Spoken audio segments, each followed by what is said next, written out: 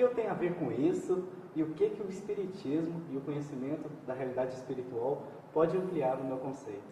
O programa Encontro Fraterno de hoje vai falar sobre esse assunto. Continue assistindo.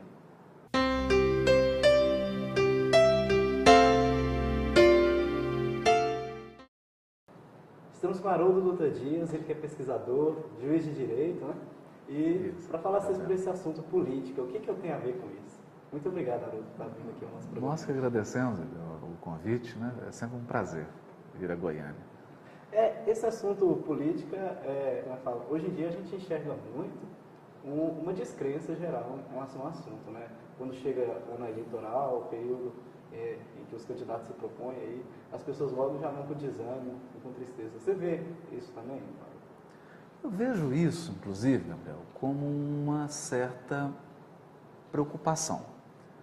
Porque, na verdade, principalmente nós espíritas, que sabemos da imortalidade da alma, da evolução do espírito, nós aprendemos que a evolução é construída pelas nossas mãos.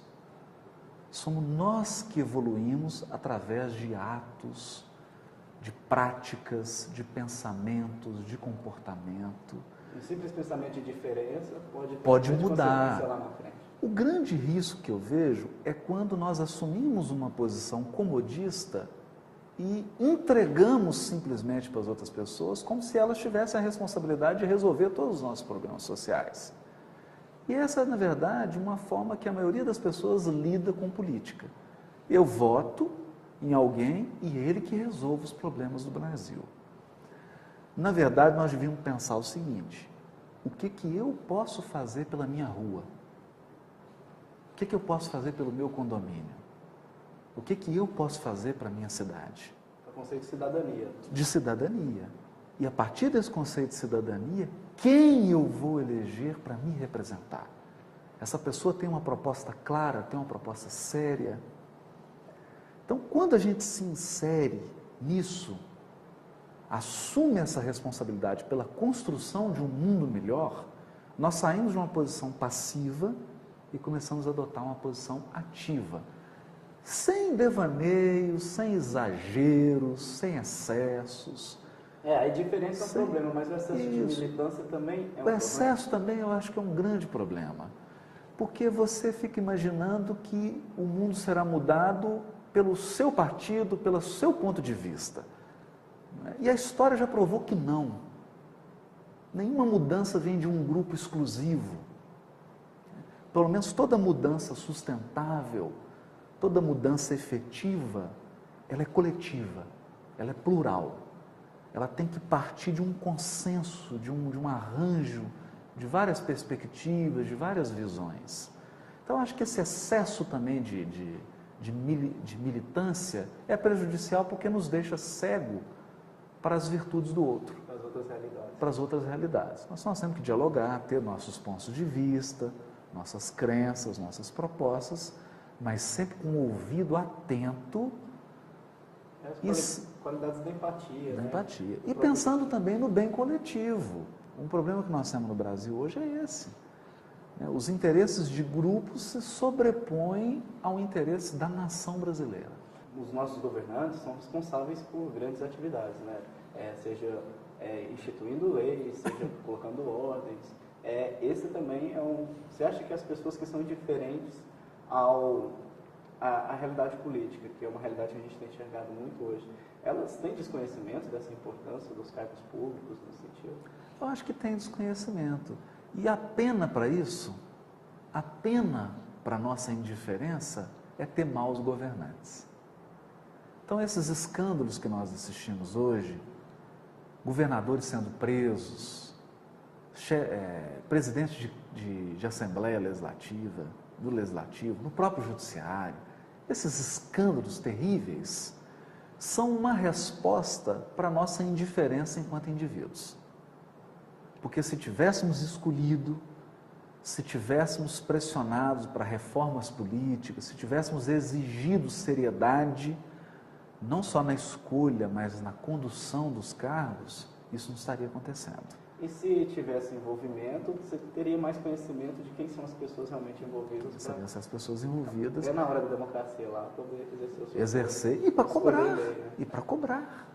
Porque um povo exigente, um povo que cobra, um povo que usa os elementos para exigir, ele acaba forçando mudança.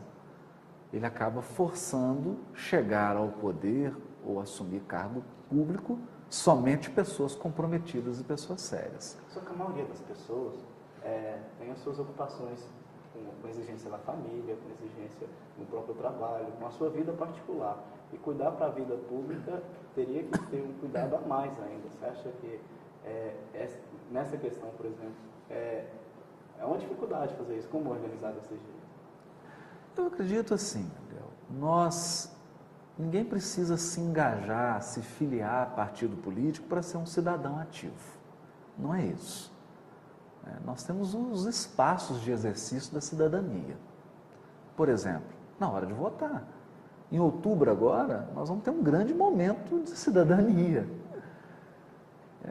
Será que nós não temos no ano um dia para dedicar para esse momento tão importante? Pesquisando informação sobre o candidato, procurando se informar, quem ele foi, se ele já teve algum problema com a justiça, se ele já teve alguma falha na gestão. Sabe, nós não podemos dedicar um dia no ano para isso. É um espaço importante de cidadania. Mas há outros espaços também, quando se discutem projetos de leis que dizem respeito a nós. Hoje em dia tem internet, né? Isso, porque as pessoas falam assim, eu não tenho tempo para me envolver. Mas às vezes está em votação no seu município um projeto de lei que vai alterar o transporte público da sua cidade. Isso vai afetar a sua vida. Né? Então você não precisa se engajar, não precisa sair com nenhuma bandeira na rua, mas é preciso se informar, mandar um e-mail, exigir. Se toda a sociedade fizesse isso provocaria uma resposta no sentido de seriedade. Então eu acho que nós temos esse tempo, sim. E você também é pesquisador histórico. A gente hoje vive num período que é conhecido como democracia. Né? Em relação ao desenvolvimento da história, da política e o privilégio de viver nessa democracia. Eu queria falar contigo isso no próximo bloco. O programa Contra a Paterno vai para o intervalo, voltamos já.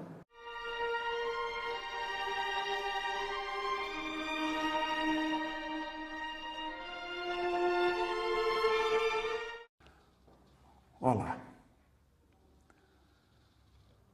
Em segmento, temos aqui, ainda na continuidade, um estudo do Evangelho de João, no capítulo 19, versículo 11, que traz uma informação importantíssima de Jesus para todos nós.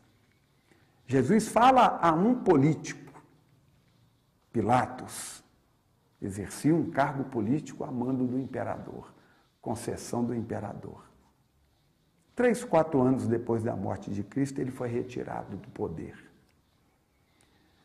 E Jesus alerta a ele: nenhum poder terias se de cima não te fosse dado. Olha que mensagem extraordinária para todos aqueles que detêm o comando, que têm o poder na mão. Todo poder é temporal. Todo poder tem início, meio e fim. Seria interessante que nessa época, nesses tempos, os homens que detêm o poder de mando, de realizar leis, de comandar instituições, de comandar organizações, de comandar tribunais, países, pudessem ter todos na mente esta recomendação de Jesus. Nenhum poder terias se não te tivesse sido concedido do alto. É Deus que nos concede a parcela de poder para que possamos realizar dentro do nosso campo de atuação o melhor que podemos fazer em prol do mundo, não em prol de nós mesmos, mas em prol da sociedade, do mundo. Que tenhamos todos nós, políticos, homens de mando, todos aqueles que detêm subordinados, todos aqueles que têm o poder de dizer sim ou não, tenhamos todos nós esta capacidade e esta consciência de saber que o poder vem do mais alto. E se nos é concedido, é para que façamos o melhor, realizando o reino de Deus na terra. O Evangelho responde.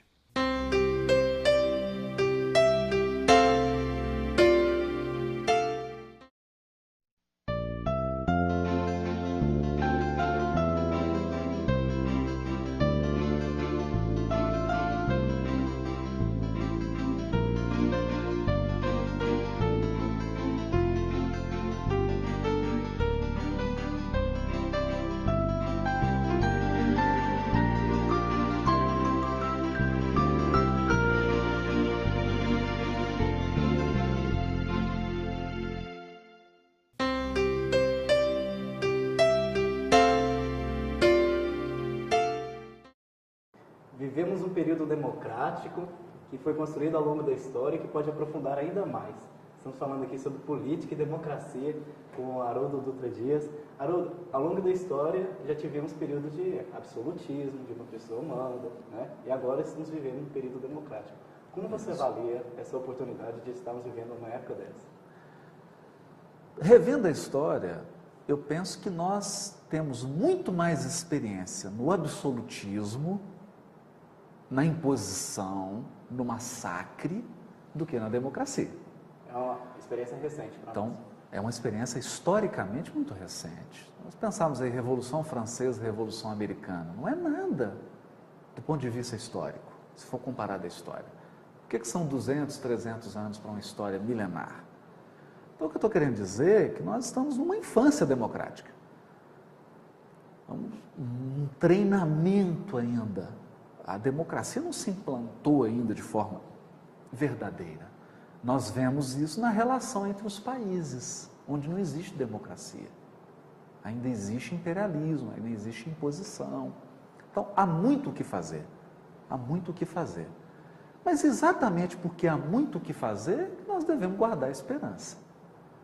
Porque também não acreditamos hoje num mundo globalizado, num mundo que a internet coloca todas as pessoas se comunicando em processos de ditadura, de autocracia. Nós não podemos conceber isso hoje mais para o mundo. Então, a democracia aperfeiçoada, evoluída, desenvolvida, será uma resposta para os tempos que nós vivemos, com certeza. É a resposta mais adequada. Ela precisa ser aprimorada? Precisa. Precisa ser aprofundada? Precisa. Ela precisa ser treinada? Nós precisamos treinar a democracia? Precisamos. Porque, embora vivamos numa democracia, nós, como cidadãos, ainda nos comportamos como súditos. Entrega para os governantes e deixa eles resolverem os meus problemas. Isso não é uma democracia. Democracia é quando todos assumem a responsabilidade pela sua vida, pela vida da sua comunidade, pela vida do seu país. O que é o conceito de democracia? Uma sociedade pode ser só o voto, para outra a participação, outro o engajamento. Exatamente. Então, eu acho que são elementos que vão ser somados, porque a democracia é mais do que tudo isso. A democracia é mais do que tudo isso. Basicamente, ela passa pela ideia de que não pode ser uma pessoa só, ou apenas um pequeno grupo, que dite as regras para toda a humanidade. Essa é a ideia da democracia. A ideia de que as soluções têm que ser construídas de forma plural, com a participação de todos. Construída. Isso é o ideal da democracia. Hoje em dia, ninguém esconde o fato de que o Estado tem que defender aí os mais fracos, aqueles que têm mais. Esse também é uma importância importante da política, né? Isso foi um desenvolvimento, inclusive, posterior à Revolução Francesa e à Revolução Americana, que é a ideia do Estado Social. um Estado que se importe com as questões sociais, que faça interferências de modo a manter um equilíbrio. Mas aí pode acontecer muito de alguns governantes ou responsáveis pelo Estado se colocarem mérito pessoal essa função que é uma função de Estado. Isso. Eu acho que hoje, Gabriel, nós estamos caminhando para uma outra proposta, que não é mais a do Estado social. Qual seria?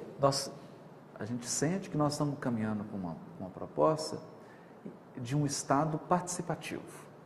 Ou seja, o que o Estado pode fazer e deve fazer para a sociedade e para as minorias, para aqueles que precisam de proteção, mas o que os cidadãos podem fazer para o Estado e também para essas minorias. É uma parceria público-privada, que está muito em moda, mas que eu acho que é mais do que isso. Distribuições de responsabilidades. Distribuição de responsabilidades, porque senão nós assumimos uma postura, às vezes, paternalista, de que um governante tem que resolver os problemas sociais e eu fico em casa assistindo televisão. E as leis hoje em dia já prevêem muito isso. A segurança pública, por exemplo, está na Constituição, que é responsabilidade também do cidadão, né? E os meios que, então, assim, o cidadão fazendo a denúncia não é só uma questão de escolha do cidadão, é uma responsabilidade. Mas isso ainda não existe na lei, mas não foi implementado. Você vai, por exemplo, nos Estados Unidos, os condomínios e os bairros, as associações de moradores, o que eles fazem? Eles fazem uma escala de vigilância. Todo dia, um morador, segundo uma escala, fica fazendo a vigilância do seu bairro ou do seu condomínio. Acontecendo alguma coisa, ele aciona o xerife. Nós não temos essa tradição no Brasil. E se não tiver essa tradição, o que vai acontecer? Você pode criar milhares e milhares e milhares de cargos de policial que nunca vai dar.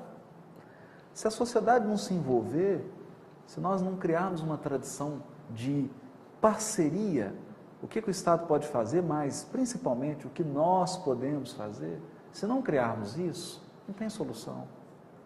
E hoje em dia se desenvolveu muito a questão de organizações, você falou, organizações não governamentais, movimentos sociais. Qual que você vê a importância dos movimentos sociais hoje no nosso país? Eu acho muito importante. Eu só fico preocupado com uma coisa. Porque tem muitos movimentos sociais que se colocam, ou que colocam certos ideais que nós não compartilhamos. Então tem movimentos sociais que acreditam que a transformação vai ser feita pela violência. Nós não acreditamos nisso. Nós não acreditamos em nenhuma transformação positiva pela violência. Alguns acreditam que a transformação é pela anarquia, pelo completo desrespeito a leis, a instituições, a cargos. Nós também não acreditamos nisso. Então nós acreditamos que sim, precisa de organizações, precisa de mobilização social, sim, mas com respeito, com dignidade, com ideias claras, com inteligência, com articulação política inteligente. Como foi o movimento das diretas no Brasil, como foi o impeachment de um presidente, movimentos pacíficos, como foi Gandhi libertando a Índia, movimentos conscientes que trouxeram transformações sociais, mas sem bandalheira, porque eu não posso entender envolver-se em organizações sociais com tornar-se criminoso. Começar a praticar crime e justificar isso com ideais de transformação social. Nós não acreditamos nisso. Nisso nós não acreditamos. Acreditamos que essas transformações... Mas por que esse respeito às instituições se torna tão importante? Porque, Gabriel, existem tantas leis fantásticas no Brasil. O nosso Código de Adolescente, da adolescência, né? O Estatuto da Criança e do Adolescente, é uma das leis mais evoluídas do planeta. Então, por que não funciona? Porque nós não cumprimos a lei. Quantas instituições existem no Brasil que não funcionam? Então, eu acho que o primeiro passo no Brasil seria fazer com que as leis e as instituições funcionem. Para que transformar antes de fazer funcionar? Você vai criar outra. Criar outra lei, se já existe uma excelente? Não, nós temos que fazer essa lei aplicada. Criar uma outra instituição para quê? Faz aquela que já existe funcionar. Então, eu acho que o problema do Brasil é fazer funcionar o que já existe. Se nós fizermos funcionar o que já existe, o Brasil vai dar um salto de séculos. Por isso que nós não acreditamos na bandalheira. Nós acreditamos em envolver nas instituições e fazer com que elas funcionem. Nós acreditamos em fazer com que as leis sejam aplicadas. Se o Estatuto da Criança e do Adolescente, por exemplo, prevê que em toda cidade tem um conselho tutelar. A maioria não tem. Então, vamos fazer isso acontecer. Vamos nos envolver para que as coisas funcionem. É somar para construir. Depois que nós fizermos tudo funcionar, aí nós vamos ver o que precisa mudar. Porque mudar, nós não conseguimos nem aplicar o que já existe. Então, isso é meio ilusório. Porque senão a gente fica nessa eterna, vamos mudar tudo, vamos mudar tudo. Mudar o quê?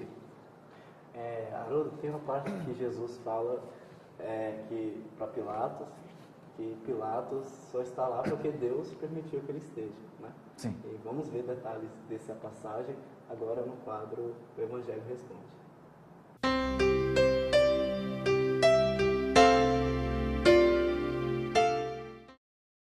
A obra do Berço Maria de Nazaré está precisando de voluntários com disposição e boa vontade para trabalhar na produção e reparo de roupas e enxovais. Estamos precisando de voluntárias para bordar, fazer crochê, costurar. Quem não souber, nós ensinamos. É só nos procurar. Além disso, a obra do Berço recebe e organiza doações. E esse dinheiro é revertido em compras de material para o enxovalzinho, que é destinado às gestantes carentes.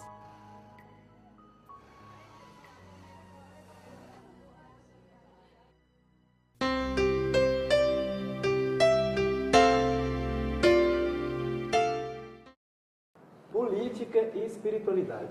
Haroldo Dutra Dias, como que a espiritualidade interfere nesses campos políticos e nessas ações humanas? Eu acho que não é assim. Eu acho que a espiritualidade interfere no ser humano. E toda transformação parte e deve partir do ser humano. Então nós aprendemos com a doutrina espírita que não existe transformação que começa na sociedade e vem para o indivíduo. Não. Já Isso se não tentou funciona. isso. Já se tentou. 1914, com a Revolução. Eu diria que 1914 está sendo generoso. Eu acho que nós tivemos milênios de história da humanidade. Tentando dessa forma.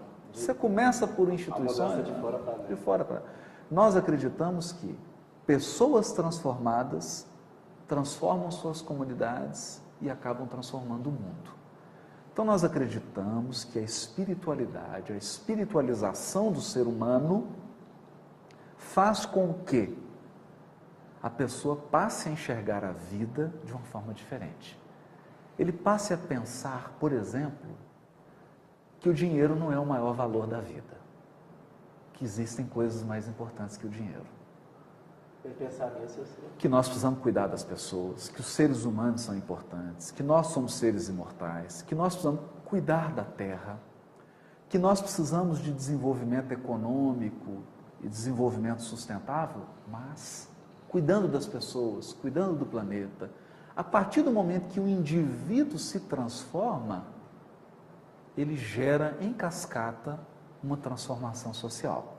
Então, nisso, nós entendemos que a doutrina espírita e o espiritualismo, de uma forma geral, pode contribuir para a transformação social. Não porque ele vai criar movimentos sociais, mas porque ele vai transformar pessoas. E pessoas transformadas transformam o mundo. Eu gosto de pensar assim, imagina um Gandhi em cada cidade do mundo. Imagina um Francisco Cândido Xavier em cada cidade do mundo. O mundo seria outro.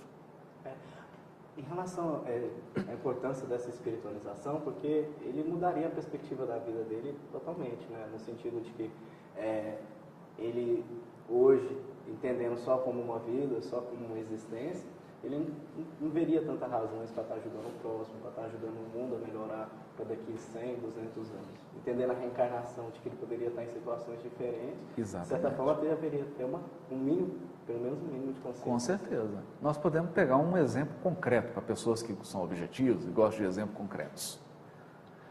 Você pode ter um investidor de bolsa, materialista, sem princípios morais, sem princípios éticos, sem nenhuma espiritualidade, e que às vezes provoca caos em países por causa de especulações financeiras feitas por ele.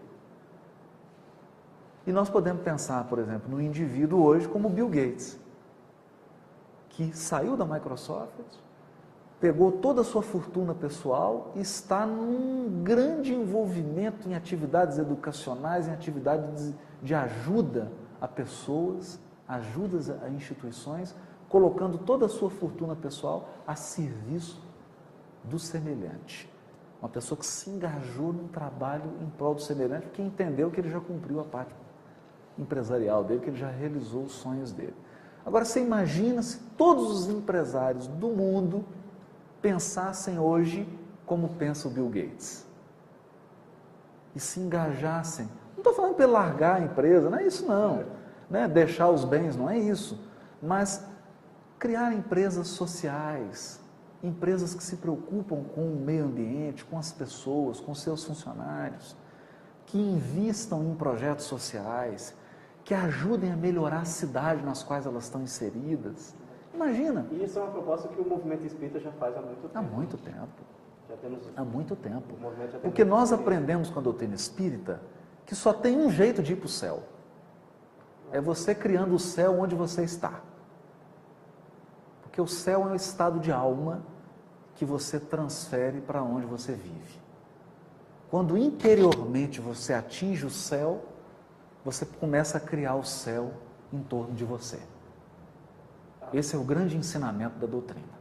Quem busca a felicidade pelo egoísmo Acaba criando a infelicidade própria. Porque não existe felicidade egoísta. A felicidade está no compartilhar. retomando aquele assunto que nós estávamos, o egoísmo é a grande chave que elucida a questão dessa indiferença que tem dado à política nos últimos tempos. Né? Na verdade, Gabriel, eu acho que o egoísmo é o que nos faz animais ferozes. Quando você vê um crime bárbaro, quando você vê um político desviando verbas da saúde, da Bolsa De Família, creche, né? de creche, quando você vê essas barbaridades, nós chegamos a uma conclusão. O que nos torna animais é o egoísmo. O que nos torna bichos raivosos, porque nem os animais se comportam assim. O que nos transforma em animais loucos é o egoísmo. E a política vem exatamente no sentido contrário, de ter uma vida A política comunitária. a política na sua base seria o quê? Na sua origem, a política seria o bem comum, a busca do bem comum. Então, quando a política é invadida pelo egoísmo, ela trai as suas bases, ela trai a sua função primordial, que é o bem comum. Egoísmo seria, e nas soluções de conflitos, as situações que se não tivesse leis, não se resolveriam. E essas leis são formuladas na política, não leis na política. Sim. Mas agradecemos muito a sua presença aqui no programa de hoje. Um assunto interessante, política. O brasileiro tem até mania de não discutir política. O que você fala sobre isso? Às vezes fala assim, política é coisa que não se discute. Eu acho que tudo se pode dialogar. Até futebol. Não discutir, dialogar. E hoje, o grande desafio do terceiro milênio para a nossa evolução espiritual é aprender a dialogar, sobretudo com as diferenças. Porque um espírito evoluído é um espírito que sabe dialogar com as diferenças. Ele sabe se colocar, ele sabe respeitar o outro e ele sabe construir um espaço de consenso, sem violência. Esse é o nosso aprendizado. Bem, o programa Encontro Fraterno acaba aqui. E se você quiser mais informações sobre o Espiritismo, sobre o movimento espírita, você encontra no site da Federação Espírita do Estado de Goiás. O programa Encontro Fraterno é o Espiritismo na sua TV.